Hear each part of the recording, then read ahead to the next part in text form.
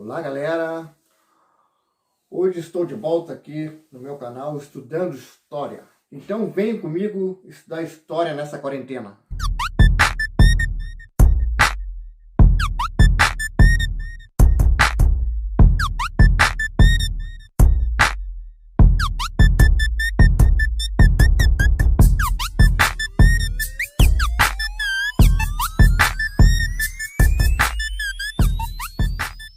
Bom, hoje o assunto é a Guerra Civil nos Estados Unidos. Para entender como se deu essa Guerra Civil, nós precisamos entender a formação de Norte e Sul. O Norte e o Centro também, né? Era uma pequena propriedade familiar. A economia se baseava ali no mercado interno, tá? Eram famílias, né, livres, trabalhadores livres ali, pequenos e médios fazendeiros e trabalhador, mão de obra livre. No sul, funcionava o grande latifúndios monocultores. O trabalho era escravo. A economia era o algodão e o tabaco que se exportava, né, para fora dos Estados Unidos. Países como a França, exportava lá também para a Holanda e alguns outros países europeus. Há diferenças que se deu após a independência.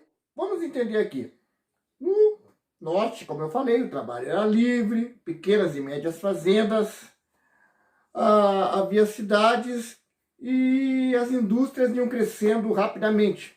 Formação da classe da burguesia. No sul era baseado no plantation escravista, mão de obra escrava, com plantação de algodão e tabaco. Nos estados do norte havia o protecionismo alfandegário, tá?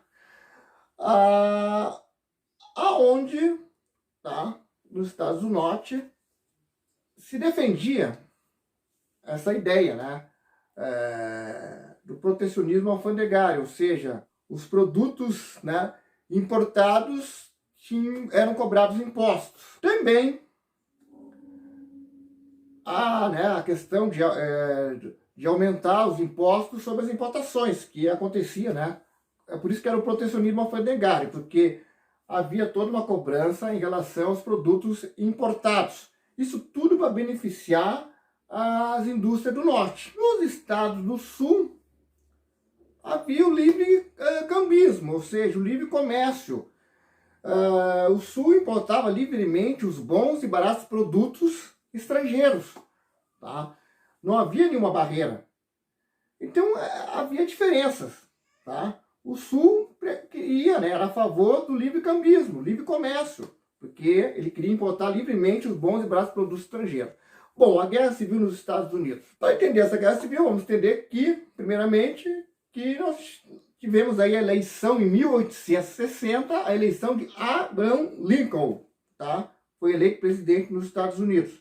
Abraham Lincoln era, né, um defensor do abolicionismo, era a favor do abolicionismo, e isso preocupava o Sul, porque os estados do Sul, né, eram escravistas. Então os estados do Sul acabaram anunciando a secessão, ou seja, a separação, tá, dos estados do norte. Os estados lá do sul eram chamados confederados, tá? Os confederados eram então sulistas. Eles queriam criar um novo país, tá, na qual a escravidão seria aceita. Os estados do norte não aceitaram essa situação. Eles não queriam perder o mercado, tá, e as matérias-primas que tinha no sul. Por exemplo, o algodão, né? O algodão exportava para fora, não queria perder isso. Acabou, então, acontecendo uma guerra que durou de 1861 a 1865, com os Yankees nortistas e os confederados, que eram sulistas.